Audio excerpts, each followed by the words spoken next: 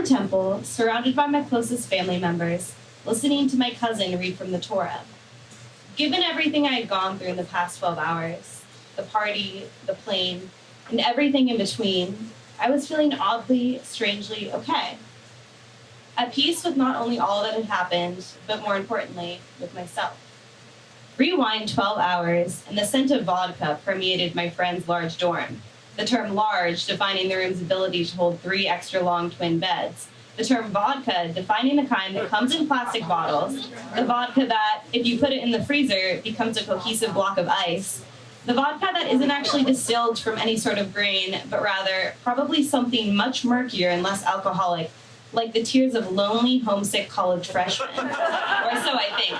Call me a conspiracy theorist. Allie was pouring the contraband substance, after all, we were all 18, into shot glasses, the row of them lined up on a makeshift table, a cardboard box turned upside down. "Yolo, do you want one?" She called out to me across the 5 or 6 others in her dorm, her voice craning over the room's speaker system, a phone reverberating in a plastic cup. Kesha crooned to us, her lyrics, "Let's make the most of the night like we're gonna die young," particularly resonating in our brains, truly representing the voice of our generation. I held up the plastic water bottle I'd been clutching all evening, disturbing its Pepto-Bismol colored contents. "Nah, I'm all set," I reported back. At this, I took a swig, the back of my throat instantly burning with its pink lemonade-flavored vodka awfulness. As a side note, it tasted nothing like pink lemonade, or, as I alluded to earlier, vodka. I was most definitely not all set. And as the contents of my personal vodka stash became increasingly depleted, so did my mental recollections of the night. There were a few more shots, a few more songs, a few more stumbles and garbled words and shrieks and spills as the evening wore on. But, at some point, someone, perhaps Allie, perhaps some other friend I'd connected with over episodes of binge drinking, declared that we needed to leave. We needed to leave for a very important event we would be attending that evening.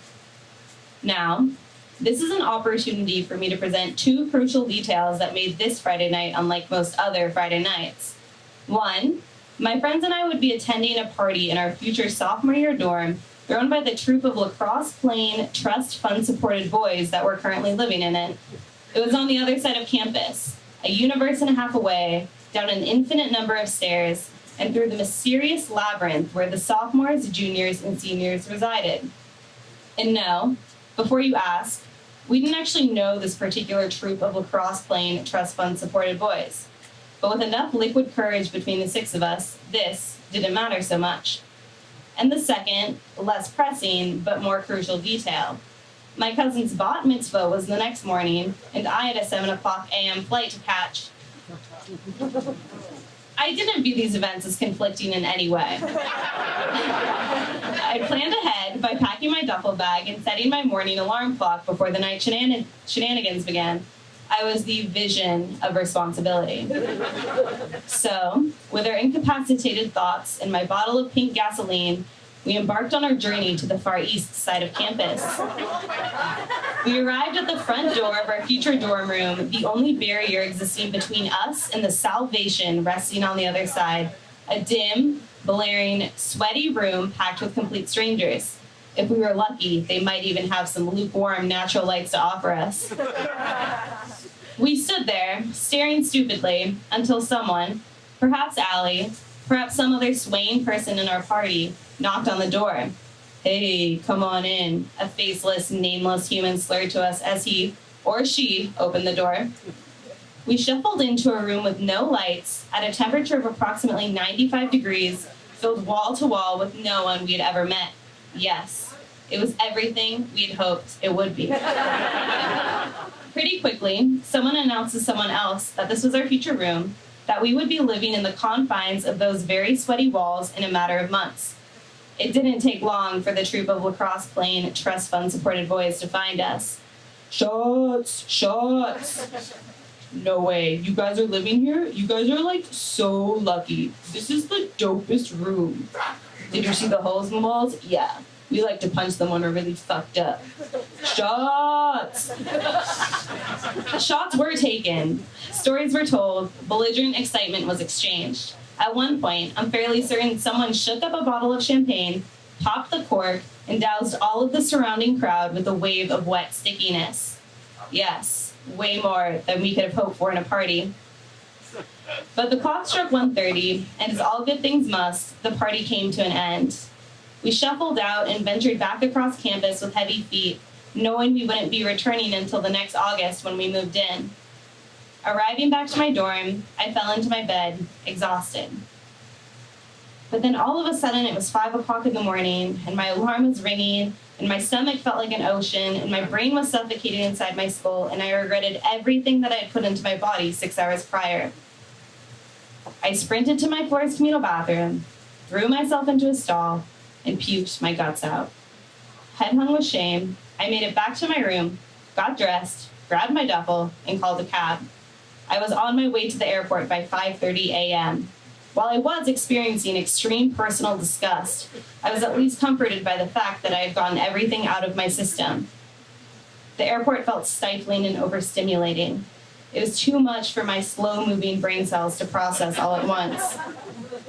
I was lost in a sea of wailing children and fluorescent lights and confused faces. I struggled to keep my eyes open as I sat at the gate, waiting for my plane. I felt broken, my mind a block of ruined, sputtering wiring, my stomach a bubbling pit of acid, my soul lost somewhere in between them.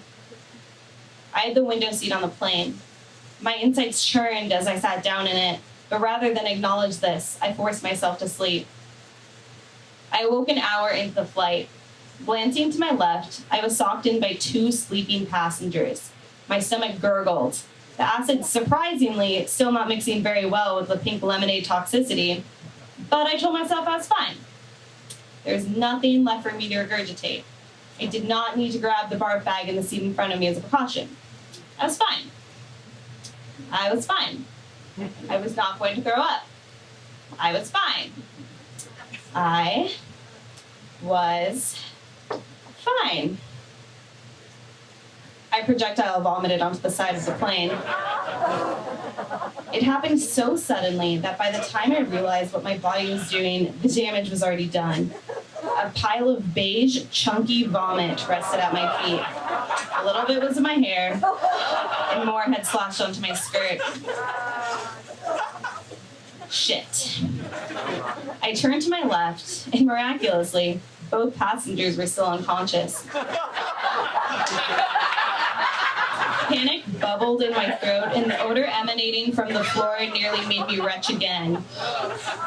Freshman year had certainly not prepared me for this. Shit. I called for the flight attendant. She rushed over. My previously slow-moving, broken-down brain was now having to function in overdrive.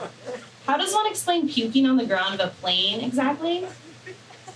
I got sick. I get really bad motion sickness. I was expecting a dry, offhand remark about the fact that there had been absolutely zero turbulence during our journey, but instead, she cooed to me, "You poor thing, come to the back of the plane and we can get you cleaned up." The other flight attendants wore similar expressions of sympathy. One handed me a liter water bottle even, perhaps some of the best treatment I've ever received as a passenger on an airline. I walked back to my seat, too embarrassed to make eye contact with the other 2 passengers in my row that were forced to stand to let me back in. Sitting down, I glanced at the ground, noticing that someone had doused my puke with a magical powder that cut the odor of it entirely. My neighbor tapped me. Oh, Jesus. Here it comes, I thought. I get motion sick all the time on flights, but this gum really helps. Would you like some? He offered, holding the pack in his hand. I politely declined. But this degree of kindness baffled me. I had spent the last year struggling to meet and connect with not only my peers, but with myself.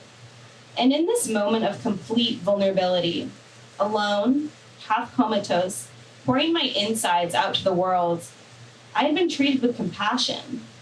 People hadn't shunned me. They'd wanted to help me. They'd accepted me.